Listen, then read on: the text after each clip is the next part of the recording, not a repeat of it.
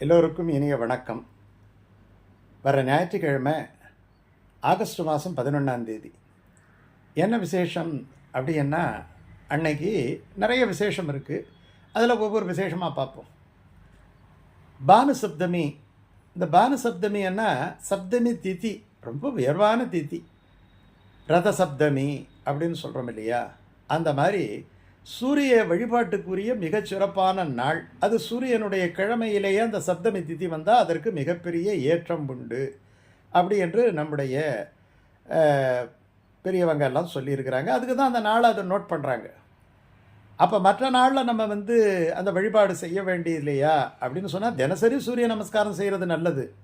ஆனாலும் கூட இந்த பானு சப்தமி, அதாவது ஞாயிற்றுக்கிழமையில் சப்தமி வர நாளில் நம்ம இந்த சூரிய வழிபாட்டை செய்வதன் மூலமாக ஒரு பெரிய ஒரு பலன் நமக்கு கிடைக்குது. சூரியன் என்ன, நம்ம சூரிய வழிபாடு செய்யணும். எப்படி செய்யணும்? பகவானாக நினச்சி செய்யணும். சூரியனுக்கு அந்தர்யாமியாக இருக்கக்கூடிய நம்ம எந்த பொருளையும் பார்த்தோம்னா அந்த பொருளுக்குள்ள பகவான் இருக்கின்றான். எப்படி இருக்கிறான்? உடல் மிசை உயிரென கரந்தெங்கும் பறந்துடன் அப்படிங்கிற மாதிரி அவனுக்கு இயக்கத்துக்கு காரணமாக. இப்போ நம்ம உடல் இருக்குது, உடலுக்குள்ளே ஆத்மா இருக்குது, ஆத்மாவுக்குள்ளே பரமாத்மா இருக்கிறான். அதனால தான் நம்முடைய உடல் இயங்குது, இப்படி பேசுகிறோம். இப்போ ஒரு கேள்வி கேட்கலாம், அதனால் அது சூரிய நமஸ்காரம் அன்னைக்கு மட்டும்தான் செய்யணுமா அப்படின்னா, எல்லா நாள்லையும் செய்கிறது தான். இருந்தாலும் அந்த நாளில் ஒரு சிறப்பு இருக்குது. ஒரு நாளுக்கும் ஒரு சிறப்பு இருக்குது இல்லையா? எல்லா நாளும் இருந்தாலும் தீபாவளி அப்படிங்கிற நாள் வந்தால் அது ஒரு சிறப்பாக கொண்டாடுறோம். உத்திராடம் என்கிற நட்சத்திரம் மாதம் மாதம் வருது. ஆனாலும் கூட ஆடி மாதத்தில் உத்திராடம் வந்தால் ஆள வந்தால் நினைப்பு வந்துடுது. ஆவணி மாதம் ரோகிணி வந்தால் கண்ணனுடைய நினைப்பு வந்துடுது. நவமி திதி சித்திரை மாதத்தில் வந்துட்டோம்னா உடனே ராமருடைய நினைப்பு வருது.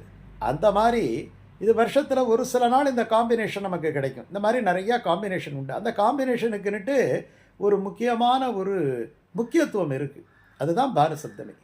அன்னைக்கு சூரிய நமஸ்காரம் ஸ்பெஷலாக நம்ம போய் பண்ணிவிட்டு அதன் மூலமாக கண்கள் ஒளி கிடைக்கும், ஆன்ம பலம் கிடைக்கும், அறிவு தெளிவு பிறக்கும். சூரியன் தரக்கூடிய அத்தனை வகையான பலன்களும் நமக்கு கிடைக்கும். தலையாய கோள் இல்லையா? எல்லா கோள்களும் அதனிலிருந்து ஒளி பெற்றுத்தான் பிரகாசிக்கின்றன. இப்போ சந்திரன் இருக்கிறான்னா சந்திரன் அதனுடைய ஒளியை வாங்கித்தான் சந்திரன் பிரகாசிக்குது. அதனால தான் அது தந்தை என்று நமக்கு சொல்லுகின்றோம். அது சூரியனுக்கு பிதிர்காரகன் அப்படின்ட்டு பேர். அப்போது அன்னைக்கு ஸ்பெஷலாக கொஞ்சம் சக்கரை பொங்கல் வச்சு சூரிய உதயம், அந்த சூரியனுடைய கிரணங்கள் வருகின்ற நேரத்திலே கிழக்கு பார்த்து நின்று நம்ம வெளியில் வழிபட்டு விட்டு அந்த பொங்கலை அந்த சூரியனுக்கு காட்டி விட்டு நம்முடைய பூஜை அறையில் வைத்து நம்ம பெருமாளை வணங்குவது ஒரு சால சிறந்தது. அதன் மூலமாக நமக்கு அளப்பரிய பலன்கள் கிடைக்கும். இது ஒரு பக்கம். ரெண்டாவது, அன்னைக்கு கருட ஜெயந்தி. இப்போ 2 நாளைக்கு முன்னாடி தான் நம்ம கருட பஞ்சமின்னுட்டு ஒரு நாளை போட்டோம். பஞ்சமிக்கு அப்புறம் என்ன வருது? பஞ்சமிக்கு அப்புறம் 6வது திதி சஷ்டி வருது. சஷ்டிக்கு அப்புறம் நமக்கு சப்தமி திதி வருது. 2 நாளைக்கு முன்னாடி தானே கருட பஞ்சமி போட்டோம்னா, கருட பஞ்சமிங்கிறது வேறு, கருட ஜெயந்திங்கிறது வேறு. கருட ஜெயந்தி என்பது கோயில்களிலேயெல்லாம் ஆடி மாதத்திலே சுவாதி நட்சத்திரம் வருகின்ற அந்த நாளிலே கருட ஜெயந்தியை விசேஷமாக கொண்டாடுவார்கள். எல்லா பெருமாள் கோயிலையும் பார்த்தீங்கன்னா அன்னைக்கு காலை அந்த கால சந்தி சொல்கிறோம் இல்லையா? அந்த திருப்பல்லாண்டு திருப்பாவையெல்லாம் சேவை சாற்றுமறை ஆகி அப்புறம் கருடனுக்கு விசேஷமான திருமஞ்சனம் நடக்கும். பல கோயில்களும் ரொம்ப விசேஷமாக இருக்கும். கருடன் என்று சொன்னாலே நமக்கு வேதம் என்றுதான் பொருள். அதனால தான் கருட சேவையை மிகச்சிறந்த சேவையாக நாம் கருதுகிறோம். பறவையேறும் பரம்பொருளான்னுட்டு சொல்கிறார் இல்லையா? இந்த கருடனுடைய கதையை கேட்டால் நமக்கு அவர் ஒரு பிரமாதமான ஒரு கருத்தை நமக்கு பரப்புகின்றார். இப்போ கருடை என்பது வினதை என்கிற தாய்க்கு மகனாக பிறந்தவர். ரொம்ப சுருக்கமாக பார்ப்போம். இந்த கஸ்யப மகரிஷிக்கு 2 மனைவிகள், கத்ருன்னுட்டு ஒரு மனைவி, வினதைன்னுட்டு ஒரு மனைவி. இந்த கத்ருவினுடைய குழந்தைகளெல்லாம் கார்கோடகன் இந்த மாதிரி பாம்புகளாக பிறந்தன. இது வினதைக்கு கருடன் உட்பட பறவைகளாக பிறந்தன. இது ஒரு விஷயம். இப்போ அந்த கத்ருவுக்கு எப்படியாவது வினதையை அடிமையாக்க வேண்டும் என்று நினைக்கும் பொழுது ஒரு நாள் வானத்திலே உச்சிர வயசு அப்படின்னுட்டு ஒரு குதிரையினுடைய உருவம் தெரிந்தது. அந்த குதிரை பார்த்தா வெளுப்பாக இருந்தது. உடனே கத்ரு என்ன பண்ணா, இந்த குதிரையினுடைய வண்ணம் எதுன்னு கேட்கும்போது வினதை சொன்னால் அது வெளுப்பு, இல்லை இல்லை அது கருப்புன்னுட்டு இவன் சொன்னான். உடனே இவங்க 2 பேருக்கும் கொஞ்சம் ஆர்குமெண்ட் வந்தபோது அவன் சொன்னால், அது கருப்பாக இருந்தால் நீ என்ன பண்ணுறன்னா, நீயும் உன்னுடைய குடும்பமும் எனக்கு அடிமையாக விட வேண்டும். அது வெள்ளை தான் இருந்தாலும் கூட இவன் என்ன பண்ணுறான், அவர் சேலஞ்சு பண்ணுறான். உடனே இவ தன்னுடைய பையனான கருத்த நிற பாம்பாகி அந்த கார்கோடகனை போய் அந்த குதிரையினுடைய வாலில் போய் சுற்றிக்கிட்டு அது கருப்பு கலர் மாதிரி காமி என்னட்டு ஒரு விதமான ஆள் மாறாட்டமாட்டம் இந்த வண்ண மாறாட்டம் பண்ணுது. இது தாயின் பேச்சை கேட்டுக்கிட்டு அது சுற்றின உடனே எல்லாரையும் கூப்பிட்டு காமிக்குது. இந்த அம்மா சொல்லிச்சு, இது வெள்ளை வால்னு சொல்லிச்சு, நான் கருப்பு வால்னு சொன்னேன், மேலே பாருங்கள் அது எந்த வால் அப்படின்னு சொன்னோடனே எல்லாம் சொல்கிறாங்க. அப்போது இந்த கார்கோடக பாம்பு சுற்றிக்கிட்டு இருக்கிறதால கருப்பாக தெரிஞ்சதால் ஆமாம் கருப்பு என்னவொடனே இந்த வினதையை வினதை சிறுவனாகிய இந்த எல்லாரையும் அடிமையாக்குது. உடனே தாயின் அடிமையை நினைத்து அந்த கருடன் பொங்குகின்றார்.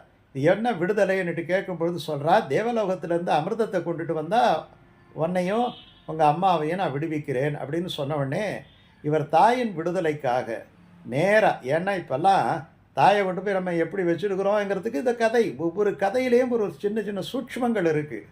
அந்த தாய் அன்பு மகன் அன்பு எல்லாம் வளர வேண்டும் என்று சொன்னால் இந்த கருடனை வணங்க வேண்டும். போனவுடனே அதனால தான் கருடாழ்வாரை வணங்கணும், அப்புறம் தான் பெருமாளை போய் கும்பிடணும்.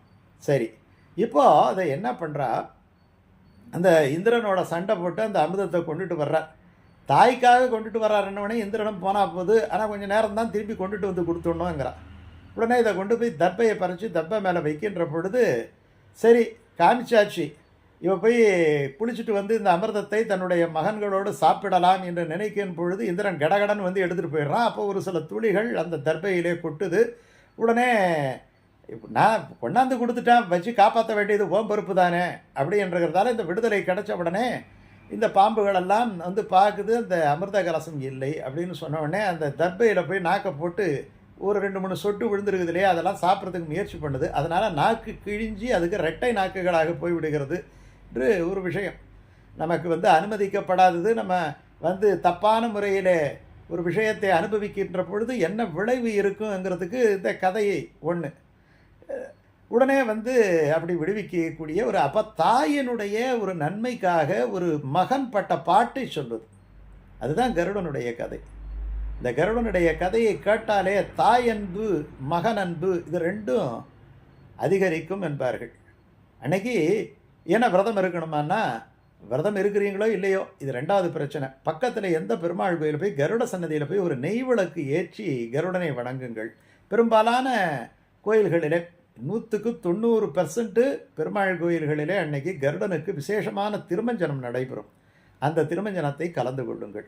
3வதா அன்னைக்கு சொல்ல வேண்டிய ஒரு அற்புதமான, அந்த காலத்தில் பார்த்திங்கன்னா எனக்கு தெரிந்து ஒருவர் காலையில் ஏந்திரிச்ச உடனே கருடப்பத்து அப்படின்ட்டு ஒரு அற்புதமான நூல், 10 செய்யுள்கள் அடங்கிய நூல், அந்த 10 பாட்டையும் அவர் காலையில் எழுந்து ஸ்நானம் பண்ணிட்டு அவர் சொல்லிக்கிட்டே இருப்பார். அதை பாராயணம் பண்ணி முடிச்சுட்டு தான் அதுக்கப்புறம் அவர் காலை உணவையே சாப்பிடுவார். கொஞ்ச காலத்தில் அவர் கொஞ்சம் கொஞ்சமாக வளர்ந்து வளர்ந்து வளர்ந்து வளர்ந்து பெரிய கோடீஸ்வரர் ஆகிட்டார். இந்த கோடீஸ்வரர் ஆகக்கூடிய ஒரு பெரிய புண்ணிய பலனை தந்தது எது என்று சொன்னால் இந்த கருடப்பத்து. அது சகல தோஷங்களையும் நீக்கிவிடும். அது ஜாதக தோஷமாக இருந்தாலும் சரி, சர்ப்ப தோஷங்களாக இருந்தாலும் சரி. பொதுவாகவே நம்ம ராகு கேது தோஷங்களுக்கு நம்ம நாகப்பிரதிஷ்டை பண்ணி நாகங்களுக்கெல்லாம் பால் போட்டு புற்றுக்கெல்லாம் பால் ஊற்றி இப்படியெல்லாம் பண்ணுறோம். இது ஒரு விதமான ஒரு விஷயம்னு வச்சுக்கிட்டாலும் கருடனை வணங்கி கருடனுடைய அருளை பெற்றுவிட்டாலே நாகதோஷங்கள் தானாக விளங்கிவிடும். ராமன் அந்த ராமாயணத்தில் கீழே அந்த சர்ப்ப பானங்களாலே அவர் மயக்கமடைந்திருக்கிறது போல கீழே விழுந்திருக்கும் பொழுது கருடனுடைய அந்த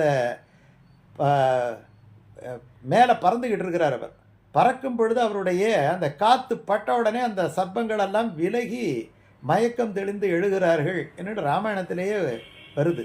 அதனால் இந்த எல்லா சகல தோஷங்களையும் நீக்கக்கூடியது கருடத்வனி என்று ஒரு ராகம், ரொம்ப மங்களகரமான ராகம். மங்களம் கருடத்வஜ என்னட்டு கல்யாண மந்திரத்திலேயே அதை சொல்லுவாங்க. இப்போ அந்த கருடப்பத்தில் 10 பாட்டு இருக்குது. ஆனால் ஒரு பாட்டாவது நீங்கள் சொல்லுங்கள், அந்த பாட்டு இப்போ நான் படிக்கிறேன் பாருங்க. கீழே டிஸ்கிரிப்ஷன் பாக்ஸில் 10 பாட்டையும் நாங்கள் கொடுத்துருக்குறோம். அந்த 10 பாட்டை நீங்கள் வந்து பாராயணம் பண்ணுறது நல்லது. அப்படி முடியாட்டி போனால் இந்த ஒரு பாட்டையாவது அந்த கருட ஜெயந்தி அன்னைக்கு பாராயணம் பண்ணுங்க. மாயவனே ரகுராமா அருகே வா வா, வஞ்சனைகள் பறந்தோட நெஞ்சில் வா வா, காயம்பூ நிறமுடனே கனவில் வா வா, கருமுகில் மேனியனே என் கழுத்தில் வா வா, நாயகனே என் நாவில் இருக்க வா வா, நாள்தோறும் முன்பாக துதிக்க வா வா, ஆயர்குல துதித்தவனே கருடன் மீதில் அன்புடனே ஏறி வந்து அருள் செய்வாயே. பொதுவாக வைஷ்ணவத்திலே நேரடியாக நம்ம கருடனையோ இல்லை ஆஞ்சநேயரையோ இல்லை யாரையும் நம்ம டைரெக்டாக கூப்பிட்றது கிடையாது. பெருமாளை வச்சு தான் கூப்பிட்றது வழக்கம். இதில் கூட கருடனை பார்த்தாலே பெருமாள் மேலே ஏறி போகிற மாதிரி நினச்சிக்கிட்டு தான் நம்ம வணங்குறோம். இதுலேயே என்ன பண்ணுறோம், ஆயர்குல துதித்தவனே கருடன் மீதில், கண்ணனை தான் கூப்பிட்றோம். ஆனால் எப்படி கூப்பிட்றோம், ஓடும் புள்ளேரிங்கிற மாதிரி நீ கருடன் மீது வர வேண்டும். வேதத்தினுடைய அர்த்தமாகிய அந்த பரம்பொருள் வேதமாகிய அந்த கருடன் மீது ஏறி வர வேண்டும் அப்படிங்கிறது தான் இதனுடைய அர்த்தம். அப்படி வந்தாலே சகல ஐஸ்வர்யங்களும் கிட்டும் என்பதனாலே இந்த கருடப்பத்து ரொம்ப விசேஷமாக சொல்லப்படுகிறது. ரொம்ப எளிமையான பாட்டு. நான் சொல்கிற மாதிரி கிராமத்தில் ரொம்ப எளிதாக படிக்கலாம். மாயவனே ரகுராமா அருகே வா வா, வஞ்சனைகள் பறந்தோட நெஞ்சில் வா வா, காயம்பூ நிறமுடனே கனவில் வா வா, கருமுகில் மேனியனே என் கழுத்தில் வா வா, நாயகனே என் நாவில் இருக்க வா வா, நாள்தோறும் நாள்தோறும் முன்பாக துதிக்க வா வா, ஆயர்குல துதித்தவனே கருடன் மீதில் அன்புடனே ஏறி வந்து அருள் செய்வாய். எவ்வளோ எளிமையாக இருக்குது பாருங்கள். 10 பாட்டு. இது இன்னும் கூட கிராமத்தில் இந்த 10 பாட்டையும் மனப்பாடமாக பாராயணம் பண்ணுறவங்கெல்லாம் இருக்கிறாங்க. டெஸ்கிரிப்ஷன் பாக்ஸில் கொடுத்துருக்குறோம். கருட ஜெயந்தி அன்னி இந்த பாட்டை நீங்கள் பாராயணம் பண்ண ஆரம்பிக்கலாமே. உங்களுக்கு எல்லா விதமான கஷ்டங்களும் தீர்ந்துவிடும்.